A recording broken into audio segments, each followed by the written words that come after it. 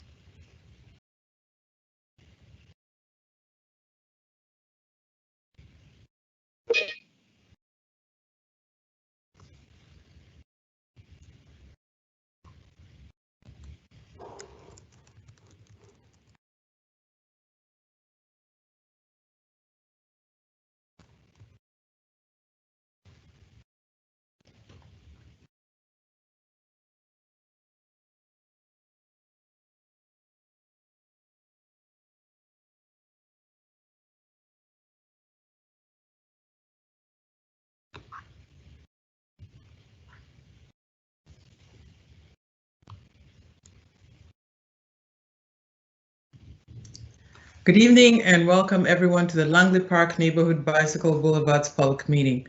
My name is Judith Howerton with the Prince George's County Planning Department in the Transportation Planning section. Next slide.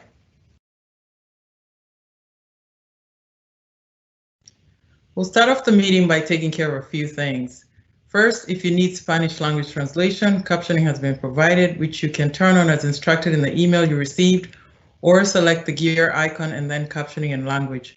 A pre-recorded Spanish version of this meeting will also be available online on the project website after the meeting. In addition, we have a translator available. You may type your questions in the Q&A box in Spanish. We will have responses to those questions provided in both Spanish and English. I will now turn it over to Mateo for Spanish. Thank you, Judith. Buenas tardes y bienvenidos a la reunión pública de los bulevares de bicicletas del vecindario de Langley Park. Mi nombre es Mateo con Kettleson & Associates Y hoy presenta esta reunión en inglés Judith Howerton, con el Departamento de Planeamiento del Condado de Prince George en la sección de Planeamiento de Transporte. Si necesitan una traducción al español, pueden activar los subtítulos como se explica en el correo electrónico que recibieron para esta reunión o seleccionando el icono de herramientas, luego donde dice Captioning o subtítulos y después en Language o lenguaje o idioma. Una versión de esta reunión en español ha sido grabada anteriormente y será publicada en el sitio web del proyecto luego de finalizar esta reunión en inglés. Yo seré el traductor disponible esta tarde. Pueden escribir sus preguntas en español en el casillero de chat. Proveeremos respuestas a sus preguntas en inglés y en español. Back to you, Judith. Thank you, Mateo. Next slide. Please note that today's presentation and Q&A will be recorded and posted online. A copy of the presentation and all the maps are also posted on the project website. During this presentation, you will not be able to speak. The mics will remain muted and the video feed disabled. However, throughout this meeting, you may type questions in the Q&A box located at the top right corner of your screen. We will try to answer as many questions as possible after the presentation. You can also like and upvote questions by clicking the thumbs up button next to the question. We'll look forward to your input, and your questions will let us know what's important to you and the community. If we do not get to your question this evening, we'll provide a written response and post it on the project website. Please be polite in your questions. Questions or comments that are inappropriate will not be published. Next slide. Throughout today's presentation, we will be conducting a series of survey questions using an online tool called Slido. To answer the survey questions, you can go to slido.com. That's slido.com, either on your computer, tablet, or smartphone, and then type the 4-letter code you see on the screen, LPBB. We will keep each poll open for some additional time even after we advance to the next slide. The results of the polls will also be posted live. We will now get over to our practice survey question. Next slide. And the question is, if you could only eat one food for the rest of your life, what would it be? If you could only eat one food for the rest of your life, what would it be? And just remember, go to slido.com and type in LPBB, and then you can submit your response.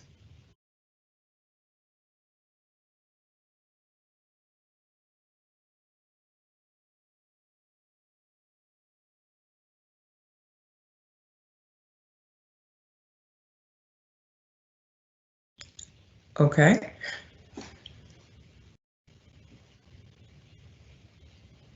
Apples and pizza.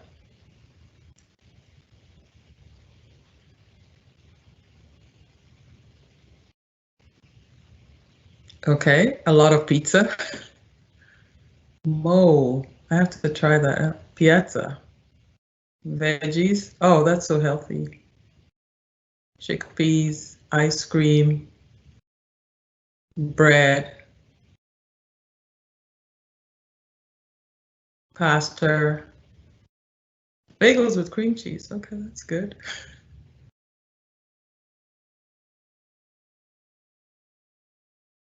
Okay, I think it's a clear win for pizza. Okay, thank you, everyone. Before we get to this evening's agenda, I would like to introduce Mr. Jonathan Caballero, who is joining us from the Northern Gateway Community Development Corporation, and would like him to say a few words. Mr. Caballero?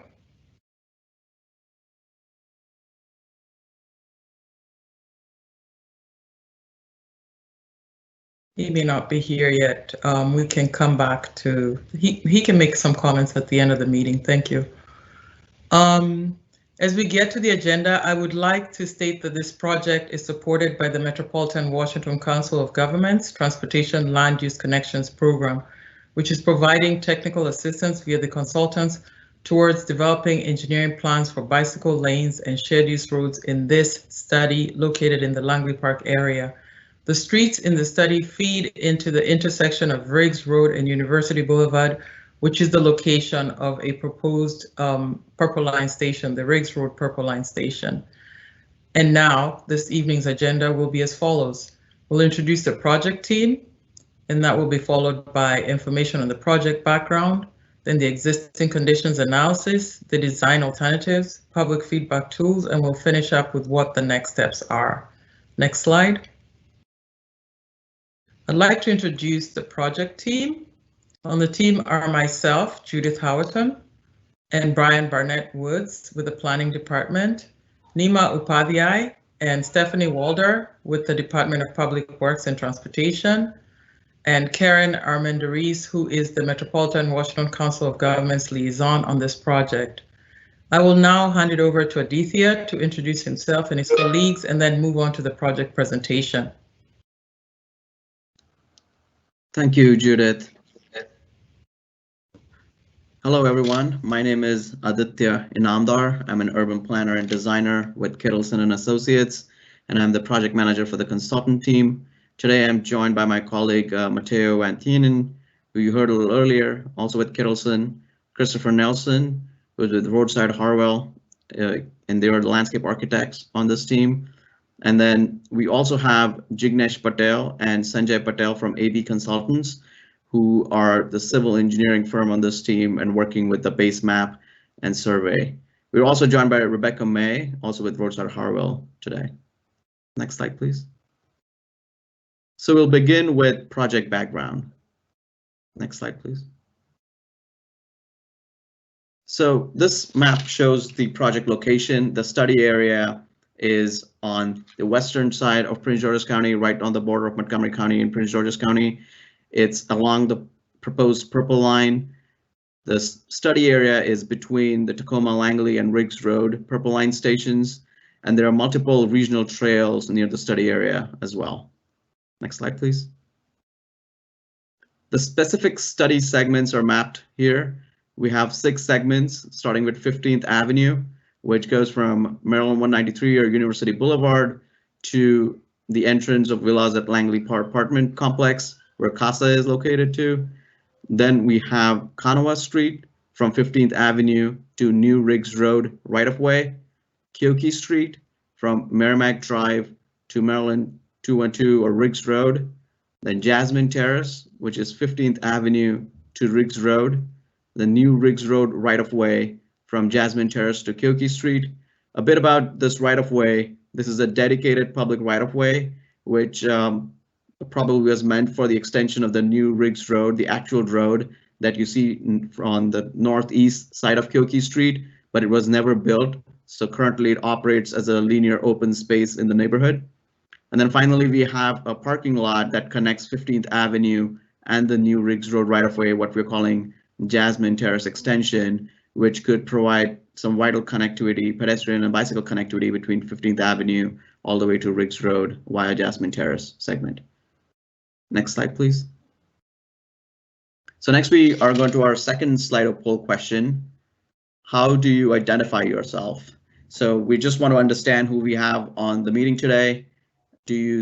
Are you a resident along one of the study segments, or a resident near the study area, employee or a business owner near the study area, or a frequent visitor to the study area, or other? So again, we'll be able to answer this on slido.com, SLIDO, with hashtag LBBB. And we'll give about half a minute for people to respond.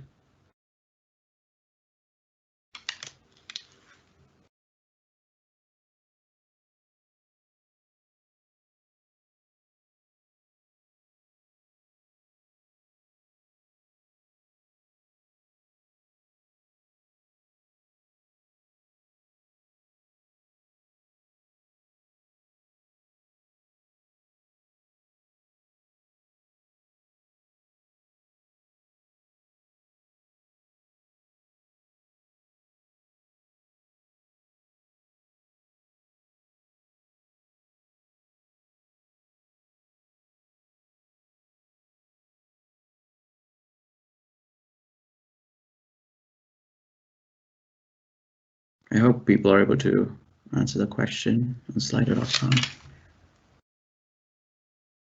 I think similar to the previous question, we should be able to see the answers in real time once they start coming in. There you go. All right, so we have 45%, almost 50% residents near the study area, 38% other. It's kind of changing. All right, about 15% frequent visitors to the study area.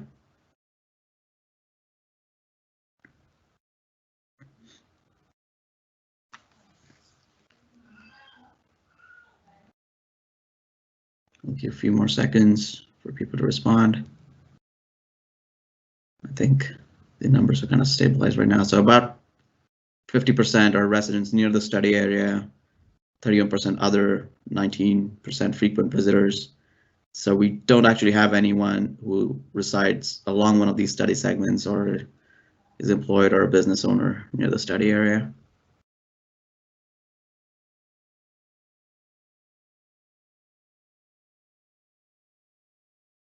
If we have, I mean, if we have, yeah, I think we can move on to the next slide. Thank you. So this slide shows the overall project planning process. We kicked off the project in November last year. In the background, we have been conducting some data collection and analysis as part of the existing conditions analysis. We are also developing an engineering base map with available GIS information and some survey information that will be used towards the final 30% design plans towards the end of the project.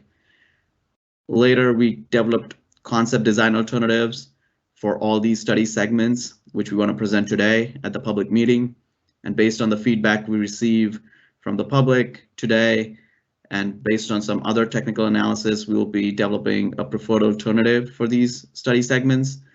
And based on that preferred alternative, we'll be developing 30% preliminary design plans, as well as documenting this planning process in a final report.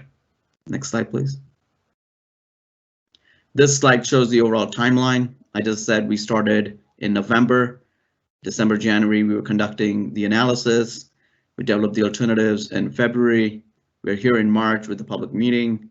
And based on the feedback we received, we'll be kind of finalizing that, developing the plan sets and cost estimates in April and May.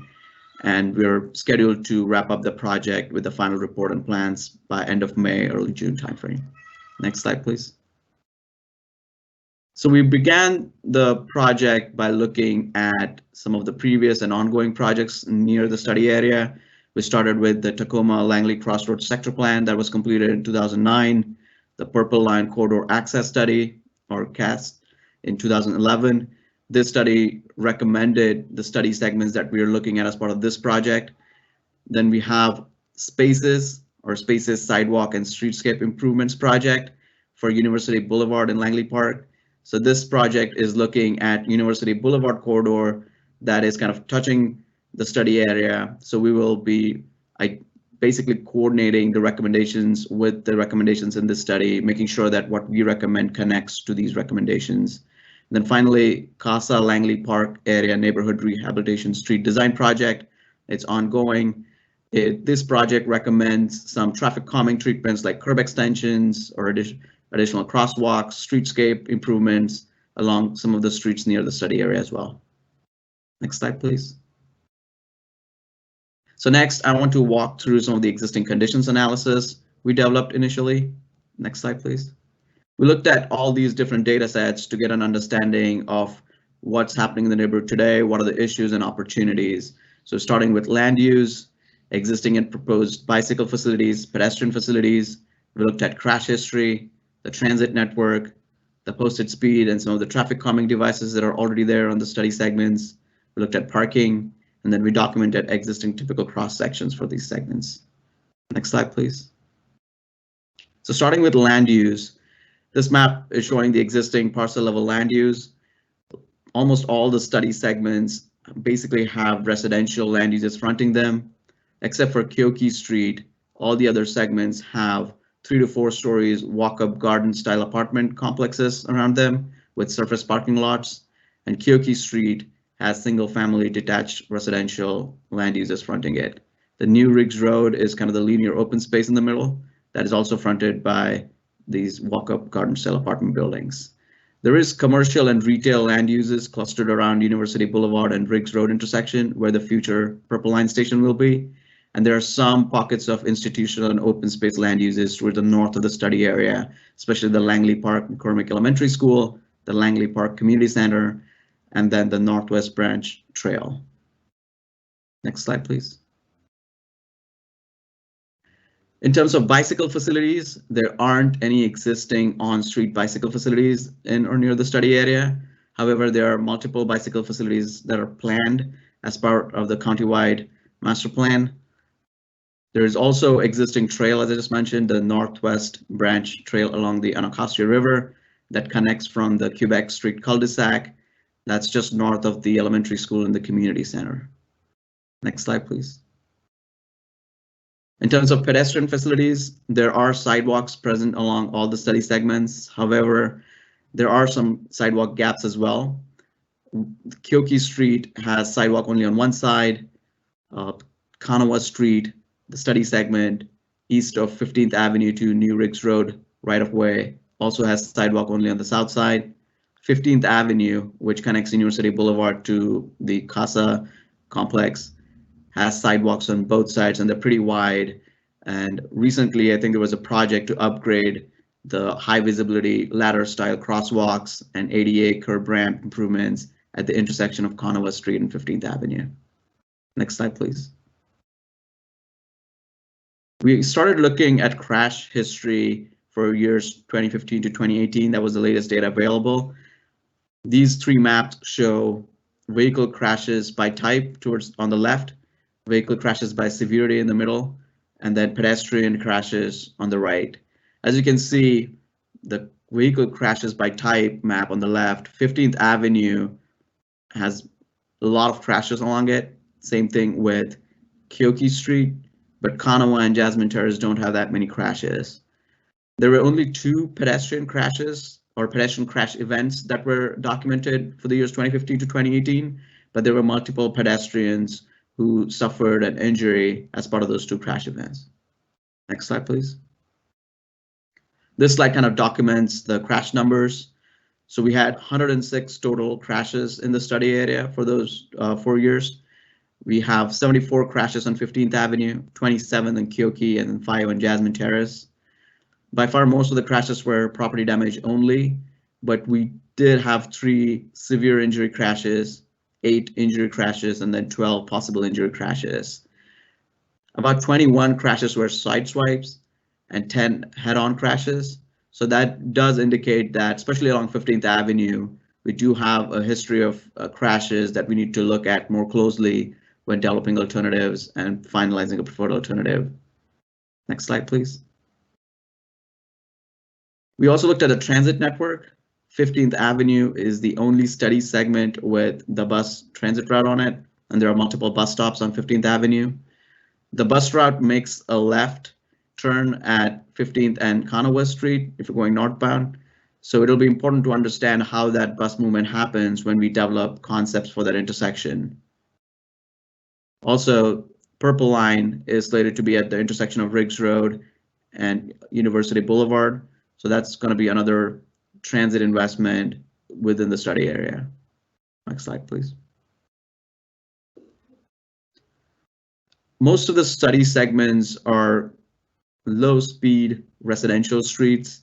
They're posted at 25 miles per hour. We do have some traffic calming devices that have been implemented recently, especially these island curb extensions that you see in the image. This image is actually on 15th Avenue. So we'll be kind of looking at some of the treatments that have been successfully installed near the study area as we develop recommendations. Next slide, please. Parking will also be an important consideration. Almost all the study segments have on-street parking on both sides, and there is also off-street parking in terms of surface parking lots in the apartment complexes, as well as surface parking lots fronting the commercial land uses along University Boulevard. Next slide, please. Actually, one thing I forgot to mention on parking, there was a previous study about parking utilization within the study area, and that documented the parking was very well utilized.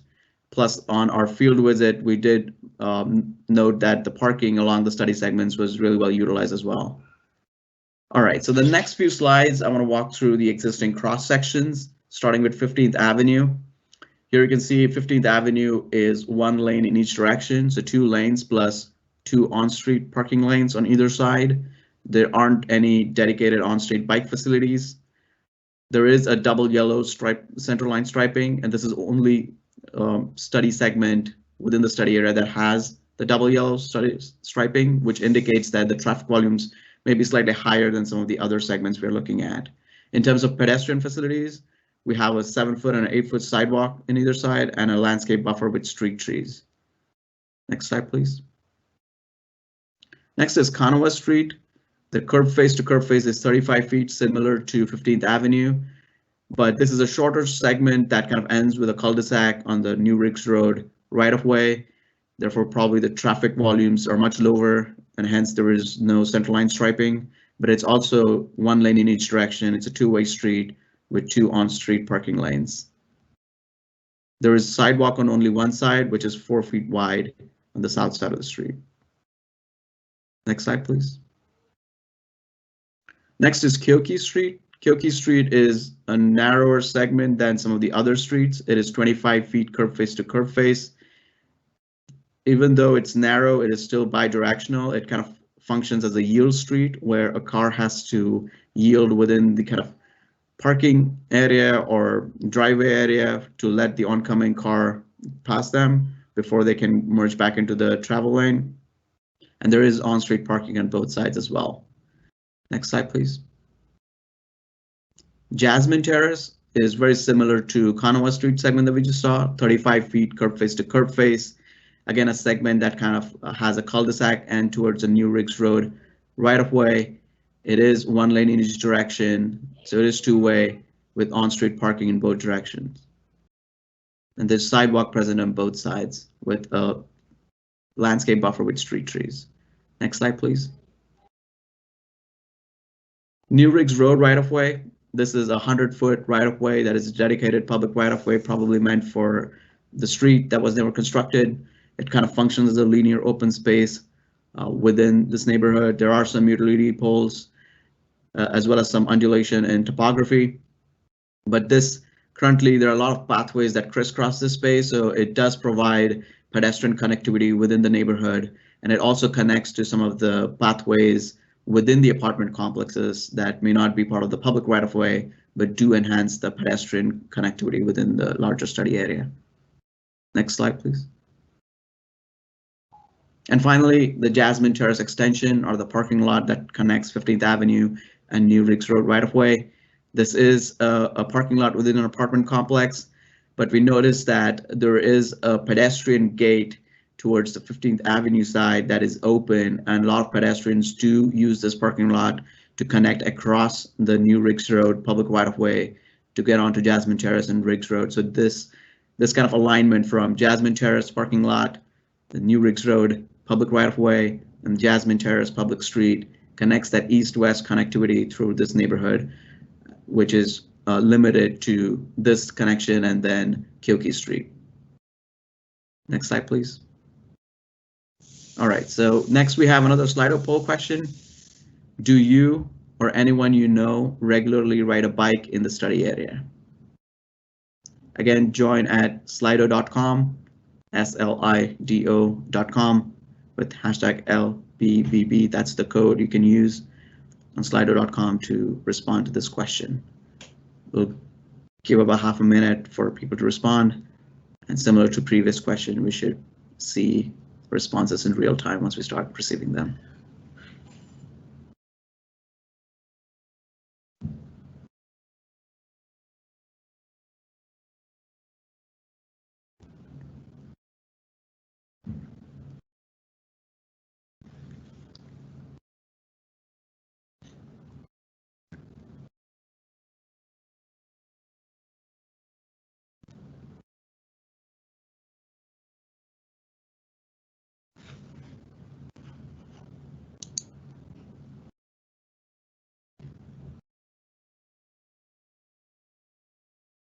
All right. So, but wow, that's amazing. 50%. Yes, no.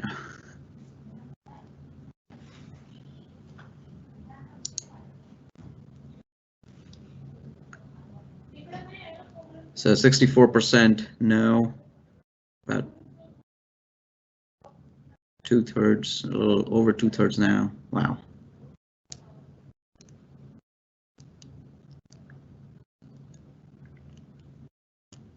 All right, so we have about 73% as no and 27% as yes.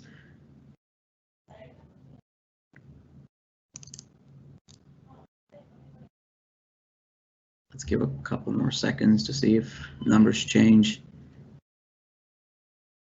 All right, so we have 75% as no, 25% yes.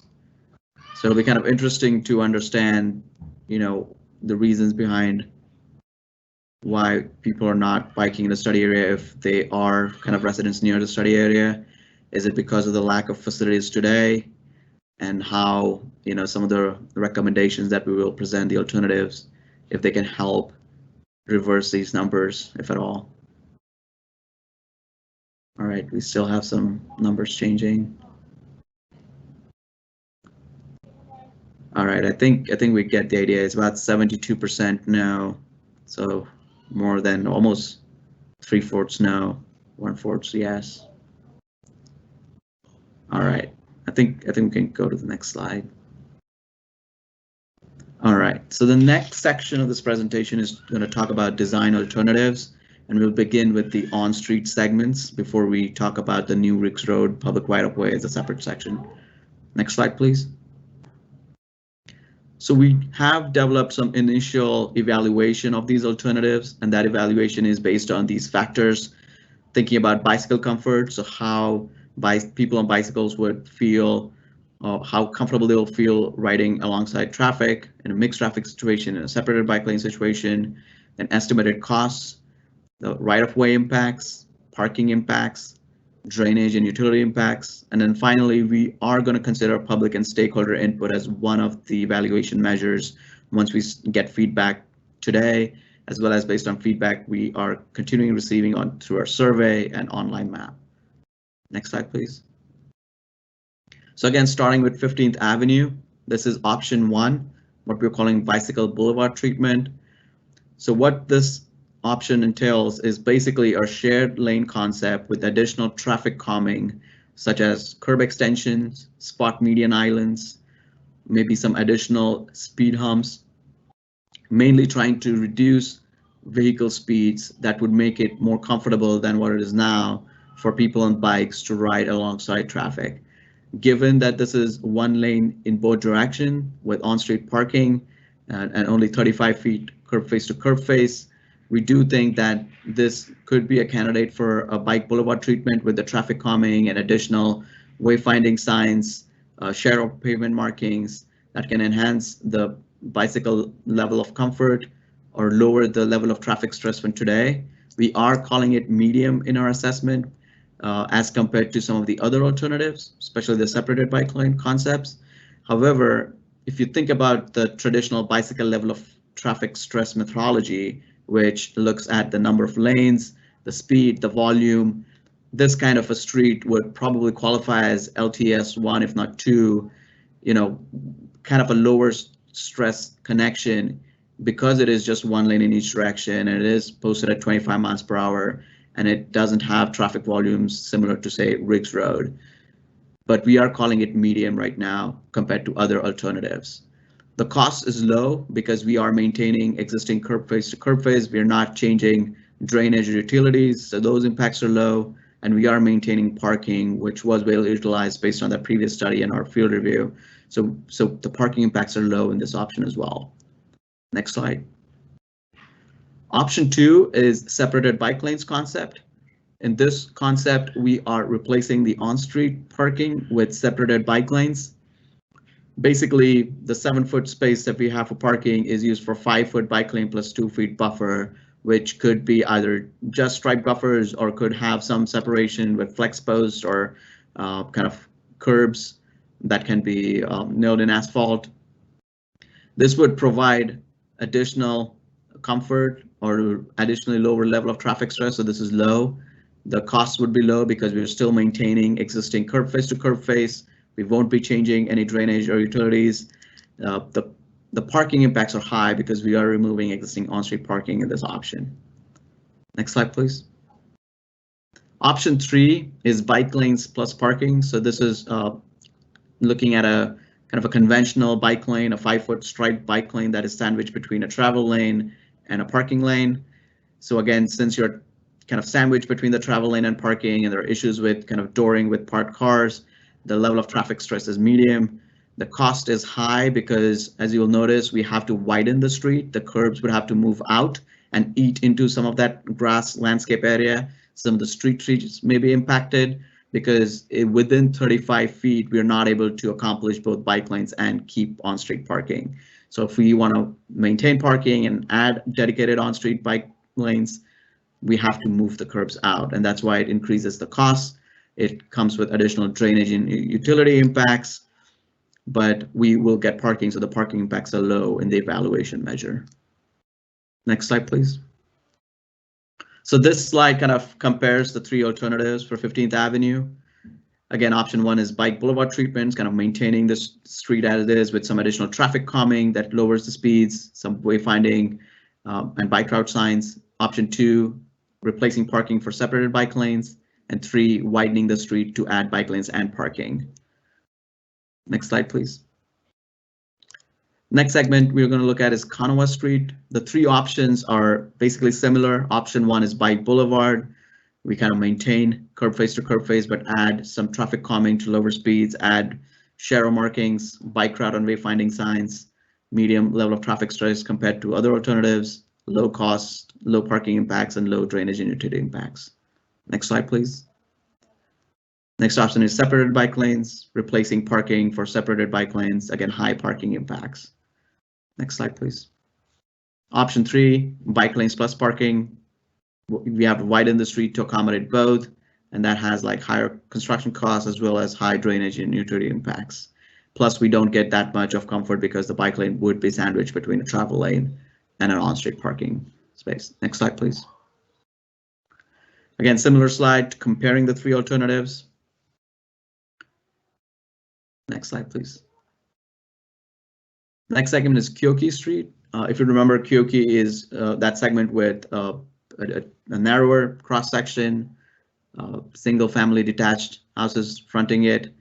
So for this option, option 1 is similar, bike boulevard, where we're going to do some additional traffic calming, maybe some narrow curb extensions since the street is narrow, maybe some speed humps instead of median islands because there isn't that much space.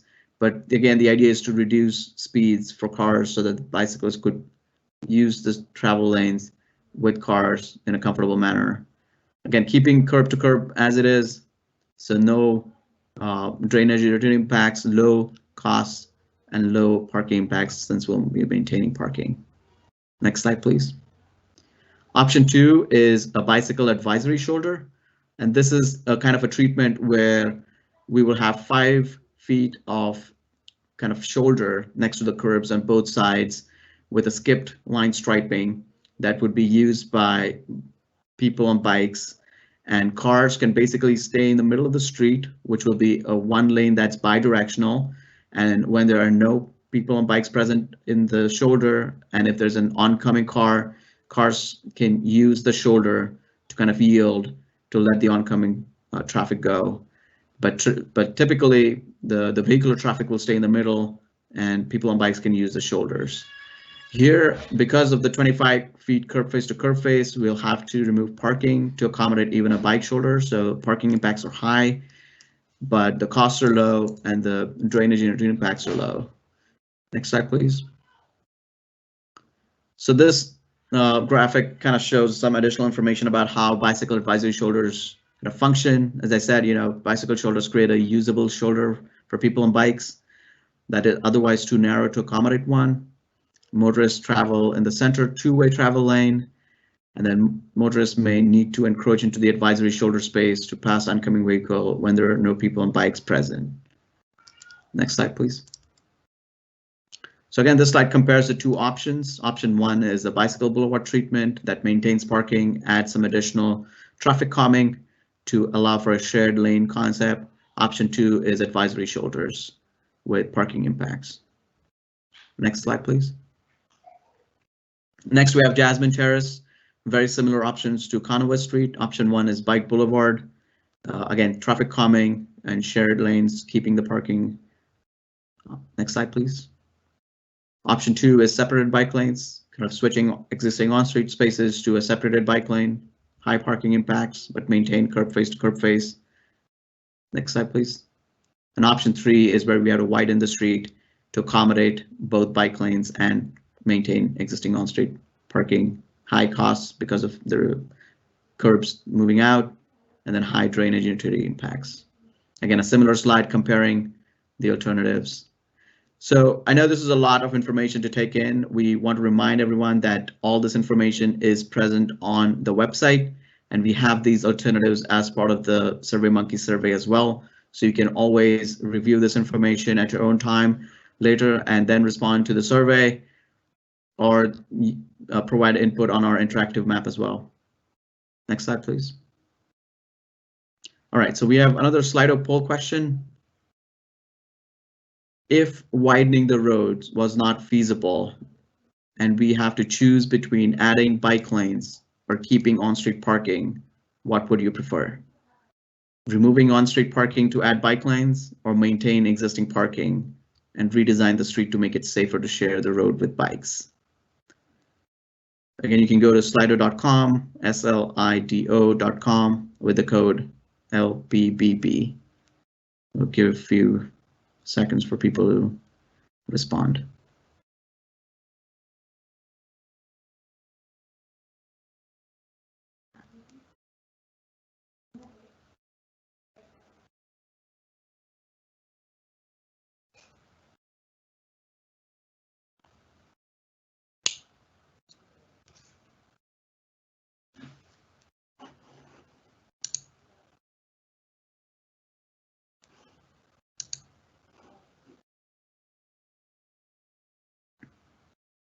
All right, we're starting to see some numbers.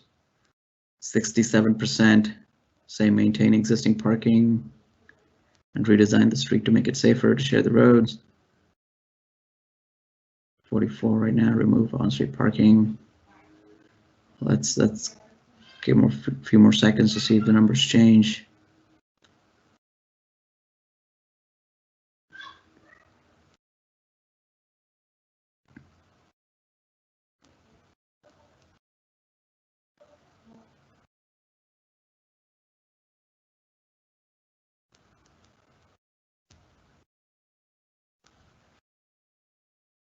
All right, so I think we have 58% say maintain existing parking and redesign the street to make it safer to share the road with bikes.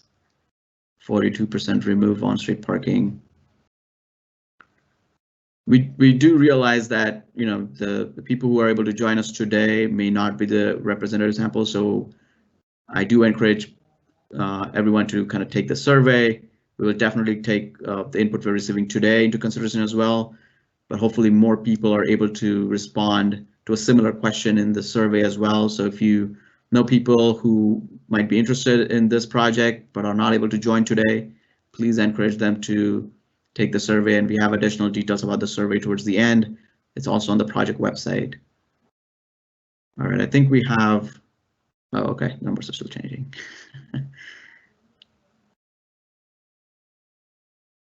Let's give it a few more seconds.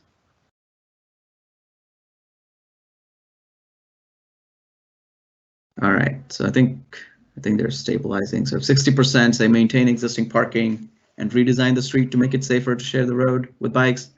40% say remove on-street parking to add bike lanes. All right, next slide, please. So apart from the typical cross sections that you saw with kind of the cross section elements of the facility types, we are going to recommend spot improvements related to traffic calming, crossing improvements, and other bicycle boulevard ideas. This map here shows the red segments are basically the study segments where we are recommending an on-street bicycle facility, whether it's a bike boulevard or a bike lane these are kind of the on-street segments. The blue lines are the sidewalk gaps. So we're not going to design pedestrian facilities, especially the sidewalks, as part of this project, but we are going to identify locations where sidewalks are missing and could be a sidewalk gap filling project for the county to kind of take on later on. And right now we have sidewalk gaps on Keokee Street, so kind of the west and south side of Keokee Street from Merrimack Drive to New Riggs Road, and then north side of Kanawha Street from 15th Avenue to New Riggs Road right of way. These segments do not have a sidewalk. The yellow lines are a potential new shared use path or trail along the linear open space, the New Riggs Road public right of way, and we'll talk about that in a minute. The dotted green lines are potential future pedestrian and bicycle connections. So that parking lot that I mentioned earlier between 15th Avenue and New Riggs Road, that could be a connection with some additional pedestrian connectivity or potential bicycle connectivity from there. It probably would still remain a parking lot, but you know, there could be other options to enhance that connectivity. And then a potential connection from where 15th Avenue terminates as a public right-of-way at the entrance of the apartment complex at Casa.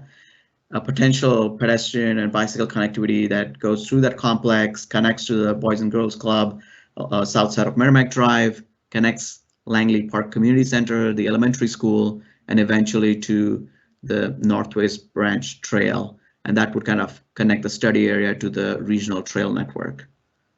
We do have some icons on the map as well that show some curb extensions and bump outs at intersections, some speed hump locations, spot median islands, and bike route and wayfinding signs that we are. So again, these are very preliminary. We do recommend you to use the interactive map tool to identify locations where you feel additional traffic treatments are required or where we are recommending and you like the location and the type of treatment we're recommending.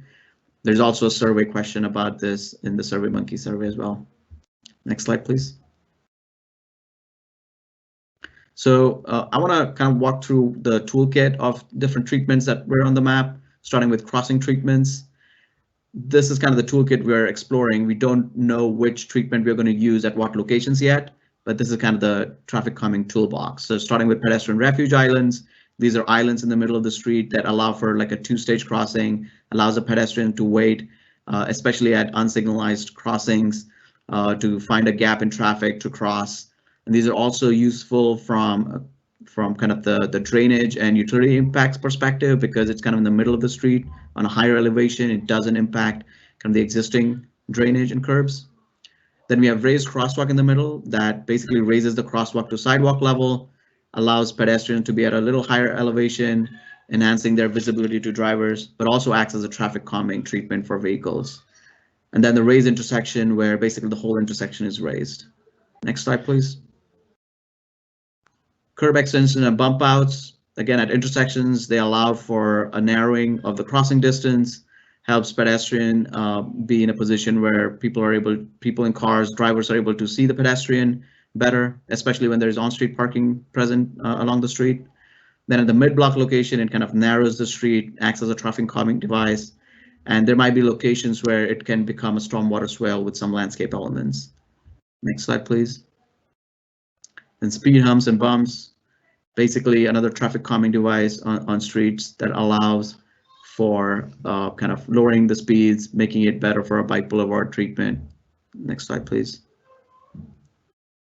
Median islands, similar to kind of the pedestrian refuge islands. These are a little narrower, may not be at a crosswalk, but allows for kind of horizontal deflection that acts as a traffic calming device. Again, could be present with landscaping if it's wide or at right location, or it could be just concrete with flex posts. Next slide, please. And finally, some bike route and wayfinding sign examples. Basically, you know, allowing everybody to understand that these are assigned bike routes with some information about nearby destination, distance, and expected time to reach there. Next slide, please. All right, so another Slido poll question. Would you ride a bike regularly if such improvements are made in the study area? So this is kind of a corollary to that earlier question where we found that almost 2/3 or more people do not ride in the study area. Kind of curious to understand that if these treatments would help allow you to kind of ride a bike in the study area. Again, slido.com, slido.com with the code LBBB. Give a few seconds for people to give responses, and then we'll start seeing them in real time.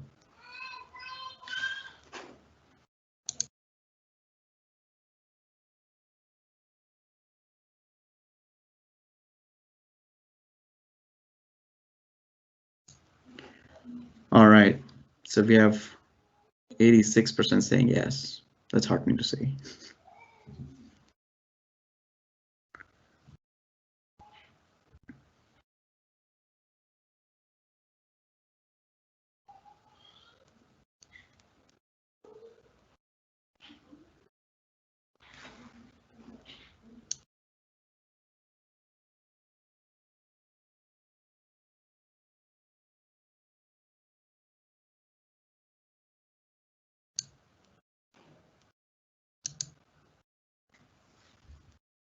Right, the numbers are still changing. Give 4 more seconds. So 62% say yes, 38% no. Numbers are still changing. Again, we have a similar question in the survey. So if you know people who are not able to attend today but are interested, please let them know about the survey and encourage them to take the survey. I think the survey is going to be staying open till end of the month, so we have still more time to document more input, get more feedback. All right, so I think we have 57% saying yes, 43% no.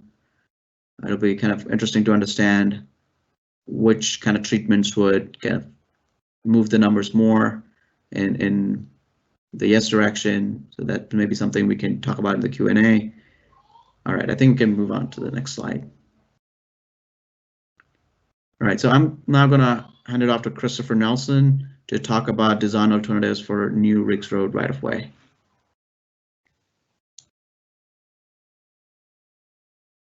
Thank you, Aditya.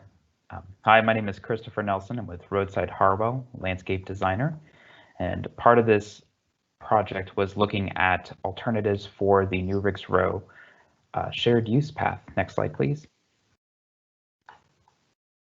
As part of this project, we're exploring opportunities to install a shared use path within the New Riggs Road right-of-way. Currently, this right-of-way includes concrete paths between the University Garden apartment complexes, which have mature trees, a grassy area, and overhead utility lines. Currently, the pedestrian and bicyclist access is limited through the site and especially challenging to navigate between Keoki Streets and Jasmine Terrace. There isn't presently a really accessible way to get to some of these areas, so through several of these more challenging courses, we've had to design certain alternatives that we'll explore a little bit further. There's also significant stormwater erosion from the adjacent streets and the parking lots, which limit other recreational opportunities. I have following 3 design alternatives will illustrate potential shared use path alignments through the site and consider future opportunities for recreational and landscaping improvements. These shared use trail alignments will connect to future bikeways along adjacent paths. Next slide, please. Design alternative 1 is a simple linear path connecting directly between Keoki Streets and Jasmine Terrace and Kanawa Street. This alignment is about 12 foot wide and approximately 900 feet in length, and it works with the existing conditions by providing a simplified circulation with limited stormwater management facilities. The center running shared use path alignment is functional, but it also limits opportunities for additional recreational uses around it. Next slide, please. Design alternative 2 makes the same connections to Keoki Street and Jasmine Terrace as well as Kanawa Street, but it incorporates a modest curve along the path alignment to match the existing site topography. This alternative path is also 12 foot wide and slightly shorter than the first alternative. It's approximately 820 feet in length. Additional stormwater management facilities may be included, however, as an alternative for potential increased stormwater runoff due to the location and orientation of the path. However, this design does allow for greater recreational opportunity and gathering spaces because of its more curved alignment. Next slide, please. Design alternative 3 also makes the same important 3 connections to Keoki Street, Kanawa Street, and Jasmine Terrace, but it incorporates a much more curvilinear and dynamic shared use path alignment, and it creates a more park-like feeling throughout the site. The curves along the path may also help to decrease bicyclist speeds and traveling through the space to minimize conflicts with adjoining recreational uses. This alternative also incorporates about a 2,200 square foot paved area, which we're calling a plaza, for neighborhood gatherings. This design is the most significant alteration of the existing space, but it also provides the most opportunities for placemaking and recreational uses. Next slide, please. Included here are some of the amenities that we would be looking to incorporate within the phase 1 project analysis. So part of this construction phase, these improvements would include things like the construction of the shared use path and a maintenance-friendly asphalt, as well as the connecting sidewalks to Keoki Streets, Kanawa, and Jasmine Terrace. Phase 1 would also include simple site furnishings, including benches, waste and recycling receptacles, and lighting fixtures based on the Prince George's County standards. It would also allow for some modest landscaping improvements, as well as amenities to help with the accessibility issues and deterring vehicular access to this space. Next slide. As part of the second phase of this project, it would include additional programming opportunities and elements such as public art and placemaking, grilling stations, more equipment as far as recreational activities go, including playgrounds. Specific programming element additions would reflect the community's preference and received feedback from this project analysis. Next board, please.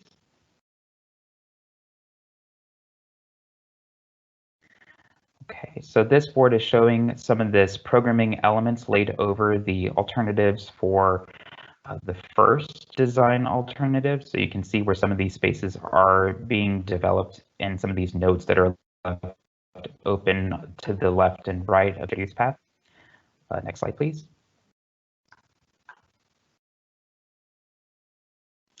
A similar procedure was done here as well, but you can see where the larger curves are being made, there is a greater opportunity to program those spaces and to make greater use of those recreational opportunities. Next slide, please.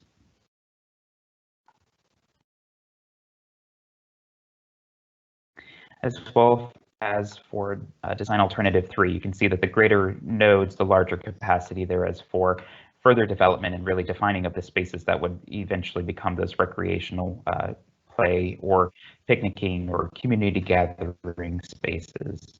And next slide, please. This last slide really looks at some of the analysis with respect to the impacts that might be associated with these design alternatives. So the comparative analysis of these 3 designs is based on criteria of perceived bicycle comfort, construction and maintenance costs, parking impacts, ADA accessibility, and impacts to the right-of-way, drainage, and utilities.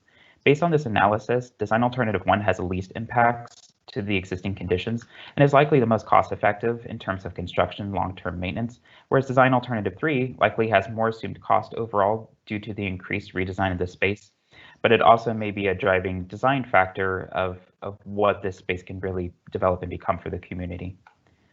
Next slide, please. So this is a Slido poll question. How would you use the new Riggs Road right-of-way today? We have some alternatives here for you to respond to. You can again join us at slido.com with the code LPBB.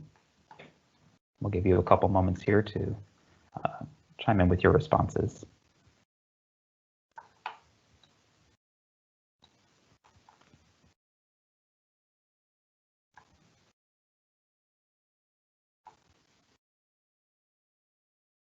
Okay, we're having some responses come in. This is good. We'll be able to see this update in live time.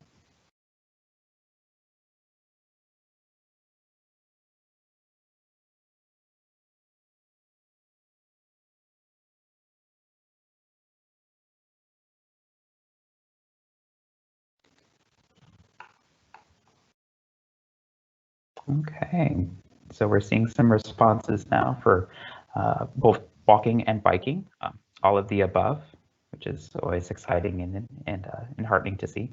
Walking, biking, and about 14% are saying they do not currently use the space. So it'd be interesting to see if these improvements were made, if that would help you to envisioning using this space. Okay. Great. The majority of you are saying that all of the above improvements would be looked forward to in this space. That's great. Okay, we'll give you a couple more moments to respond.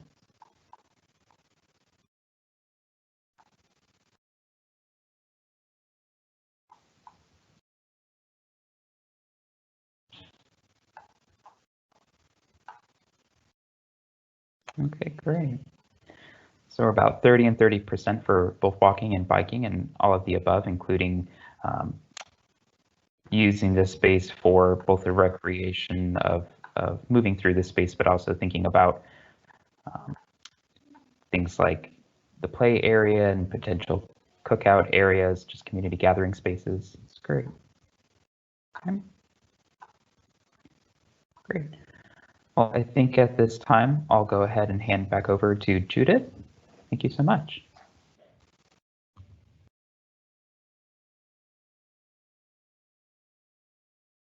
Thank you, Aditya and Christopher, for that detailed presentation. Once again, we appreciate your participation and would like to hear your comments and feedback. Please go to the website and take the survey and comment via the interactive map. Both are available in both English and Spanish. Next slide.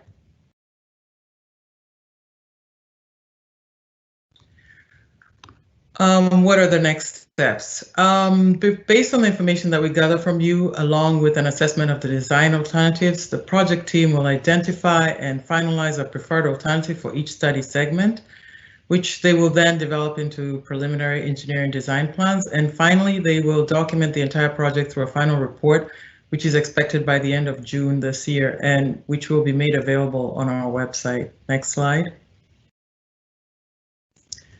This is my information. If you have any questions or comments, please see my contact information where I can be reached. Next slide.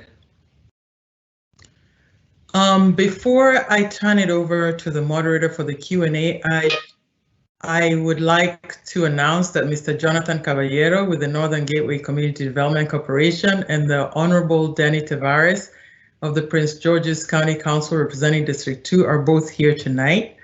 We wanted to have them say a few words, but we're unable to because of some technical difficulties just based on the format that we're using tonight. So we appreciate that they were here and just wanted to let everyone know that they were present and thank you for attending. And now I will turn it over to a moderator for the Q&A session. Thank you. Hi, good evening, everyone. My name is Michael Jackson. I am with the Prince George's County Planning Department in the Transportation Planning section. I have a number of questions that I'd like to I'd like to share with the audience, and hopefully we will be able to answer all of them. The first question is from Beverly. And Beverly wants to know regarding where responders are located, is it possible people living along the segments being studied have not heard about this meeting? And I'll ask any of the presenters to respond to that question. Sure. Good evening. Hi, good evening. My name is Brian Burnett Woods. I'm in the Transportation Planning section with the Prince George's County Planning Department. That's a great question, and it's something that we certainly struggle with, especially in the COVID environment. And we made best efforts to really share the link and see what and see how we can expand outreach. But I certainly recommend that if there's someone you know, not if they're in the subject area, or if they're in the area nearby, and they aren't able to participate this evening or they weren't aware of the event, please share the information that you've learned here, as well as the link to our project website that's on the screen right now. It includes the survey for answering questions. If you go to the website, there's this recorded presentation, as well as the presentation in Spanish, the presentation boards, the survey, and the map. And if you have any other questions also, please do not hesitate to reach out to either Judith or myself or anyone on the project team, and we'll do our best to answer your questions. Thank you so much, Brian. Our next question comes from Anonymous.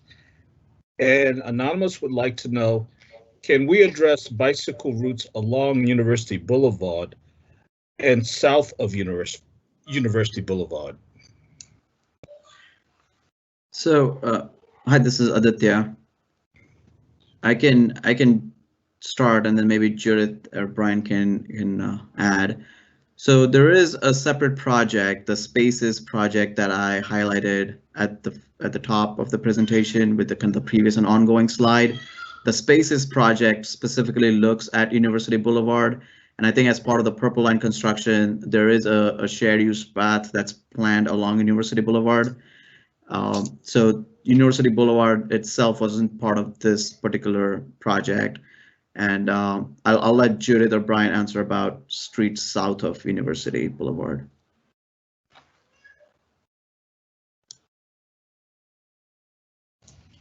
Hi, good evening again. This is Brian.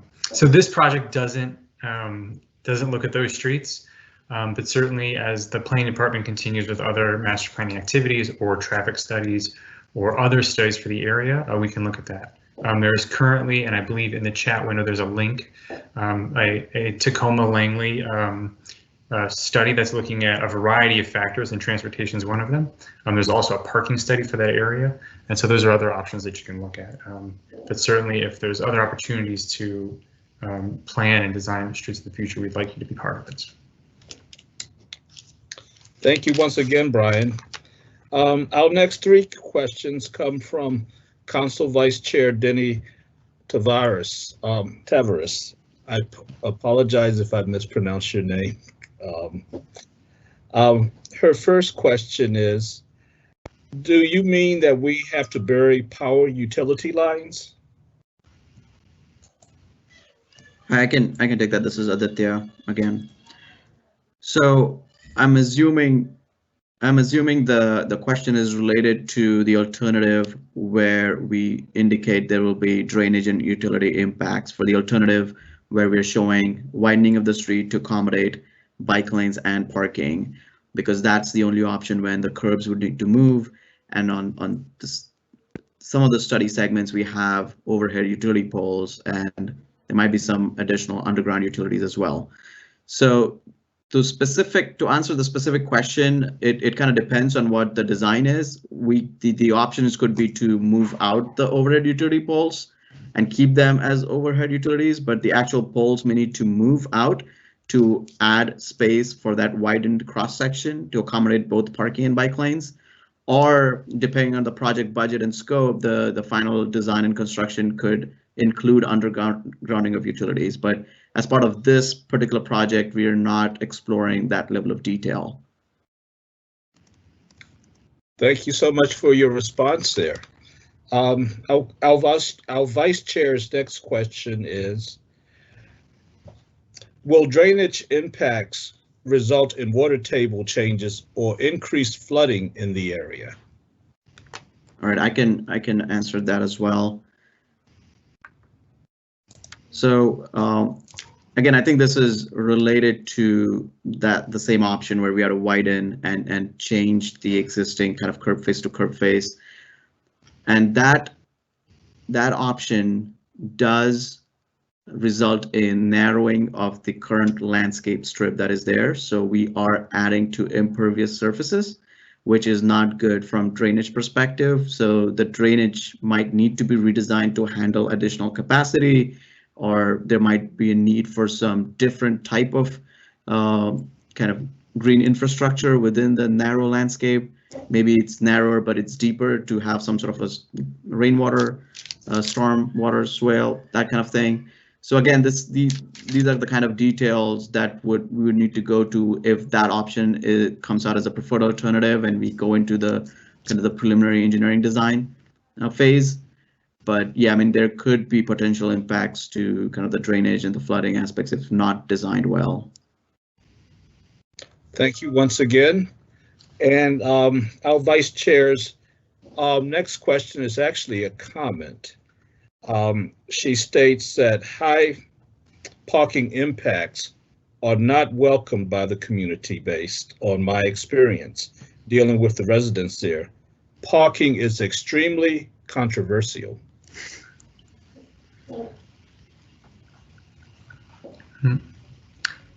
Michael, would you like me to respond? Yes, please. Of course. Good evening again, this is Brian, and yeah, I absolutely agree. Parking is a really important asset and amenity for residents and business owners and visitors to a community. And so the options that Aditya and the team had shared, only one option removes parking. And so if it's clear that the community is interested in keeping the parking, we can look at options that don't require its removal.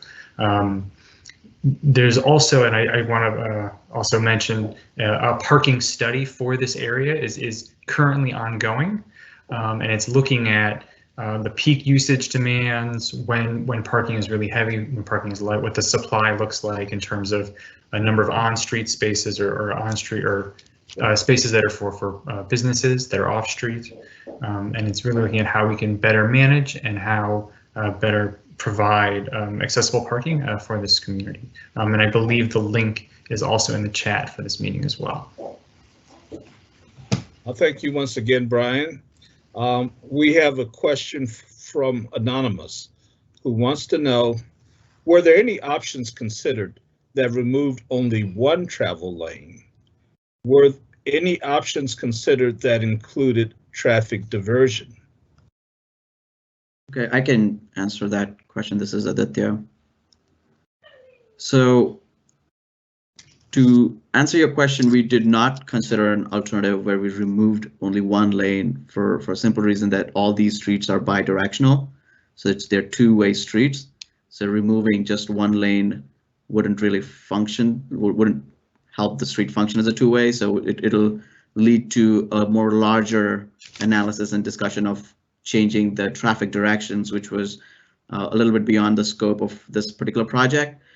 And in terms of diversion, I think it's kind of related to the removal of lane and making some of the streets one way potentially. The challenge with the network that we're looking at is all of these streets in some ways kind of end in a cul-de-sac, right? 15th Avenue kind of end with the Casa Complex, Jasmine Terrace, Conover Street, cul-de-sacs with New Riggs Road, and maybe Kyoki Street is kind of a through street that connects Riggs Road to Merrimack Drive. But with that network, there isn't really a kind of a grid of streets that you could use a parallel network and develop a kind of a traffic diversion system that way. And also, given that these are all residential local street, access to fronting properties is a big factor. These are not kind of your collector or arterial streets. So maintaining that two-way traffic, maintaining the access was also critical given they're all residential streets. Thank you, Aditya, for that comprehensive response there. Our vice chair has another comment, and she wants to let us know that 0% responding here live here. My experience is parking is the #1 issue here, other than housing and crime. Brian, I think you did address that previously. Would you like to add anything? So I think, hi, this is Brian again. So I don't have much more to add, but I think that really is an illustrative point of how we should increase public engagement. The survey is still open and up, as are the maps. So perhaps this is a call to action for us as staff to work with the CDC, Councilmember District 2 office, and really reach out and see if we can get more participation from this community prior to the 31st. I'm not sure how to address the crime element of it. individually, but at least in terms of getting comments for this project. It also gives an opportunity because I'd really like to see more fun and engaging public outreach, which I think can be done, although it's probably very difficult to do in the current COVID environment. Well, it certainly sounds like parking is a real live issue there, and to be treaded upon at risk. I have a comment. I have a question from Shannon. Shannon states that she lives in Tacoma Park and connects by bicycle to the Northwest Branch Trail by way of Quebec Street, 15th Avenue, and Merrimack Drive. My biggest concern is how to safely cross University Boulevard. Will any of these or other solutions provide a safe crossing near the intersection of New Hampshire Avenue and University Boulevard? Yeah. Hi, this is Aditya again. I think I'll kind of repeat my earlier comment about the other study, the Spaces University Boulevard kind of streetscape study that is looking at that corridor and those intersections. And I'm not sure where that project is along the timeline of its kind of the planning process and when the recommendations would be final. But I do believe that that intersection is part of that study area and would include certain crossing recommendations as well. And I think with the construction of Purple Line, there is an opportunity to kind of enhance crossings along that corridor. Thanks once again. Can I add to that? This is Judith Howerton again. We have the website for that project, the Northern Gateway Spaces, is on our website, pgplanning.org, and you can find out some more information on there if you'd like. And Judith, that ties right into our vice chair's comment, and she says we have designated wayfinding signs already, and to please visit the Maryland National Capital Park and Planning Commission site, Northern Gateway Wayfinding, for further information. Exactly. Thank you. I can, Michael, if I can just add, this is Aditya again. The wayfinding project, thank you for sharing that. And I think that's still ongoing, and we would definitely include the recommendations that come out of it because it's part of the study area. So the images that we showed in the PowerPoint were kind of more typical kind of standard bike route and wayfinding signs. But if there's anything that's custom designed for the neighborhood, we will definitely kind of include that in our final recommendations in the report once it's finalized. Thank you. Anonymous asks, why not let cyclists like me ride on the sidewalk? And I'd like to provide a little bit of background before we get a complete answer on that. Wanted to share that state law says that bicyclists may not ride on sidewalks unless approved by a local ordinance. In Prince George's County, the county executive has the power to designate places where bicyclists may ride on sidewalks. Given that background information and the question, is there anyone that wants to respond further? Yeah, I mean, I can respond, and if Judith or Brian has any more to add, feel free to chime in. This is Aditya again. So I think the challenge with most of the study segments we have here, the sidewalks are really narrow. They're 4 feet. Some of the segments don't have sidewalks on both sides, so it's a really limited space that would be shared with pedestrians and bicyclists. There are also multiple driveways, which presents a challenge from safety perspective because drivers may not look both ways for a little bit higher speed moving bicycle than a pedestrian. But on 15th Avenue, there are wider sidewalks, and I'm not sure about what the specific local regulation is regarding to 15th Avenue. But you know, generally on wider sidewalks, like 8 feet and wider, especially 10 feet and above, they could function as a shared use path, especially if the pedestrian volumes along that corridor are low. and they could function as a path where pedestrians and bicyclists share the space. Thank you once again for sharing those engineering and safety concerns regarding sidewalk riding. Garrett H. wants to know, can you address how the traffic calming and bicycle network will be built? Will the Department of Public Works and Transportation do it?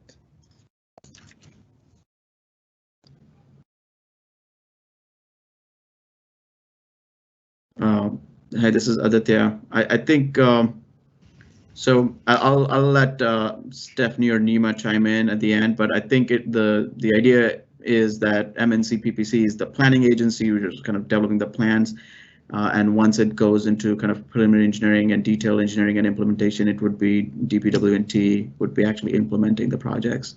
At least that's my understanding. That's correct. Mm-hmm. Thank you, Stephanie. Okay. Moving on, Jonathan Caballero from the Northern Gateway CDC says, question, I wonder if the parking issues are due to a high vehicle dependency or simply because of transportation preference. It may be very difficult, but it would be interesting if that can be somehow studied and be part of the final report.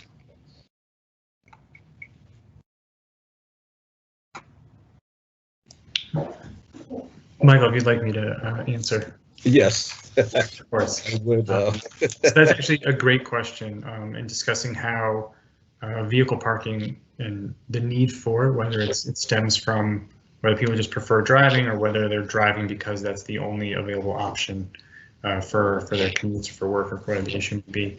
And so again, we'll probably direct this question to the team that's actually doing the ongoing parking study to take a look at it. I don't know if they're specifically looking at personal preference for traffic mode, but this is certainly something that they should take into account. Thank you, Brian. Our next comment comes from Christina Hartsfield.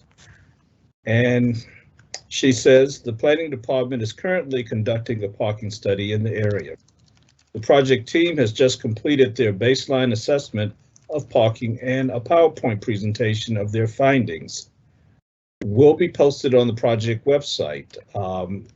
The consultant team also hosted an online survey for residents in the project area and received a 1% response rate.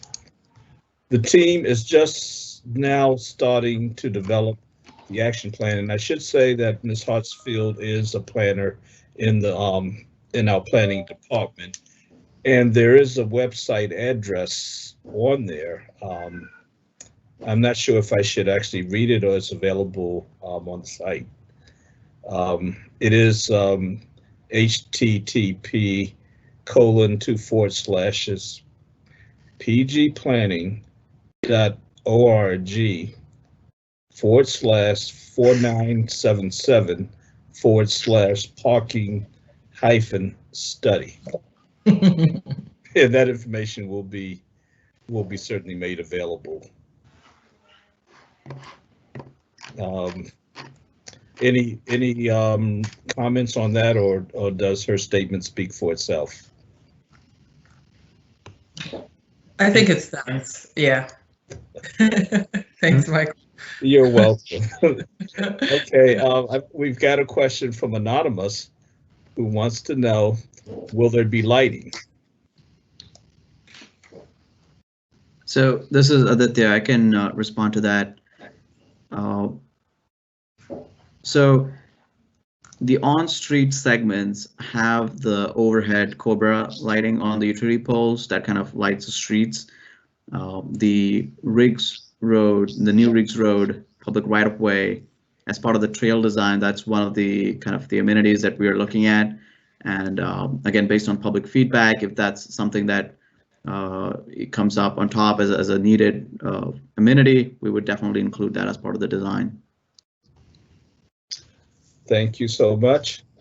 And This is an easy question from our council member. She wants to know, can she say a few words now? We haven't been able to, I'm sorry, this is Judith Howerton. We haven't been able to address the format that we're using. We're unable to just unmute you and have you speak, and we haven't been able to address the technical issue that we're having. So we're unable to let you speak tonight, but we do appreciate your being in attendance, and I just have to extend our apologies on that. Well, thank you, Mike. Brian, did you want to add to that? No, no, yeah, just extend our apologies. We're having the technical difficulties getting those links, but. And yes, I'm, and also I extend my apologies as well. But she also wants to know, can we include bioswales in this project? This is Aditya again, and I'll let Christopher Nelson answer that question as well. But I think as part of the new Riggs Road public right-of-way, the shared use path trail, we are looking at bioswales. Christopher, do you want to add anything? Yeah, that's correct. Bioswales would be part of what we would be looking to improve in the right-of-way area, as well as other rain garden type setups to address any of the potential runoff from the adjoining parking lots or streets in order to address the water issues in those spaces. That's correct. This is sorry, this is Aditya, and if I just could add one more thing. So on the on-street facilities, if we do find locations as part of the curb extensions that are large enough that can work with the existing drainage to add a bioswale, we would definitely look at that as well as part of the next phase of the project. And we'll have to work closely with DPW&T to understand the feasibility of construction and maintenance of on-street bioswales as well.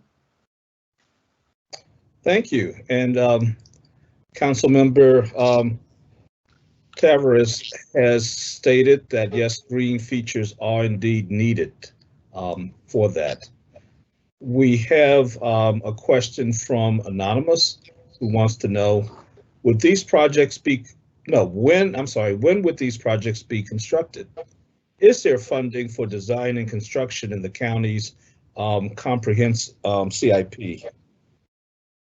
We'll let DPW&T respond to that. Thank you.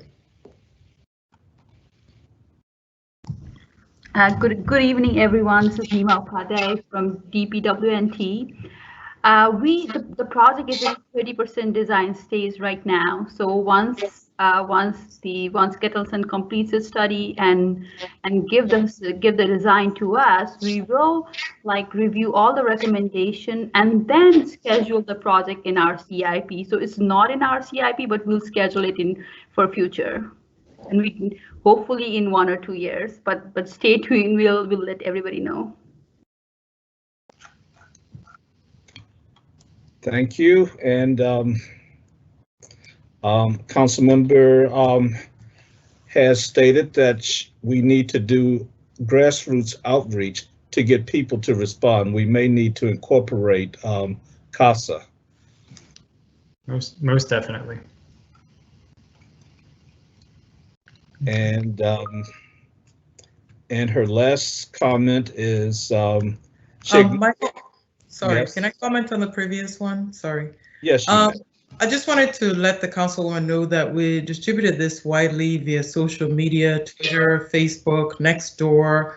We used our own database mailing, and we will also take her advice into account. We have until March 31st. We're continuing to solicit as much feedback as we can. We also ask, as Brian mentioned before, that if you know people that are interested in the project and making comments, please distribute our website link and all the survey links to them. And just remember that we still have 2 more weeks. So yeah, we're doing our best and still doing more. And we definitely would appreciate you also extending it to people that you know. So thank you. And finally, our last comment from that I have, and it's from the councilwoman, and she says it's okay regarding the fact that we've got this technical glitch. She says, I appreciate you guys, DPW&T, PNP, the Council of Governments, and the consultants. Keep up the good work. And maybe this is a good time to hand it back over to you, Judith. Thank you, Michael. We would like to thank every one of you for your participation this evening. Once again, we will extend our apologies to Mr. Caballero and Honorable Danny Tavares. Thank you for attending this evening. We appreciate your comments. We'll take them into consideration. Please remember to go over to the project website and fill out the surveys, as well as comment on the interactive maps. Remember that the commenting period will close on the last day of March 31st. And a final reminder that a pre-recorded Spanish version of this meeting will also be available on the project website alongside the recording of this specific meeting. And we look forward to hearing from all of you. Have a good evening and thank you. Thank you. Thank you.